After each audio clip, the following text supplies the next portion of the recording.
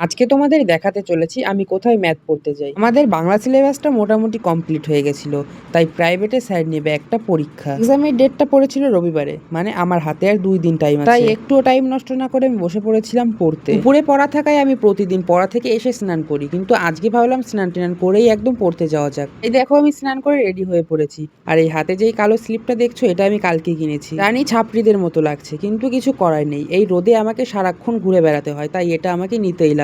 সকালে আজকে খেতে যাইনি, এখন বাজে প্রায় 11টা। এখন ওখান থেকে খেয়ে টেয়ে একবারে চলে যাব পড়তে। প্রচন্ড গরম পড়েছে, তাই জল নেওয়া তো ম্যান্ডেটারি, তাই আমিও জল ভরে নিয়ে নিলাম। খাওয়া দাওয়া করে পড়তে যাব বলে একটু আগেই বেরিয়েছিলাম, তাই আমি আধা ঘন্টা আগেই প্রাইভেটে পৌঁছে গেছি। এসে দেখি এখনো কেউ পড়তে আসেনি, তাই ভাবলাম আজকে এই ঘরটা তোমাদের ঘুরে দেখানো যাক। দেখতেই পারছো কত বড় রুমটা। আমি যখন প্রথম পড়তে এসেছিলাম দেখে অবাক হয়ে গেছিলাম যে এত বড় রুমে কতজন পড়ায়, কিন্তু আস্তে আস্তে পড়তে পড়তে এটা অভ্যাসে পরিণত হয়েছে, এখন আর কোনো রকম লাগে না। বাইরে দেখো কত রোদ, আর এর মধ্যে আমাকে কত কিলোমিটার সাইকেল চালিয়ে আসতে হলো পড়তে। আমার অসুবিধাটা হলো যাতায়াত করতে, আবার একবার পৌঁছে গেলে কোনো সমস্যাই নেই। পড়া শেষ হয়ে গেলে একবারে ফেরার সময় লাঞ্চটাও নিয়ে এসেছিলাম। তো আমি এখন লাঞ্চ করি, আর তোমরা ভিডিওটাকে লাইক করে দাও।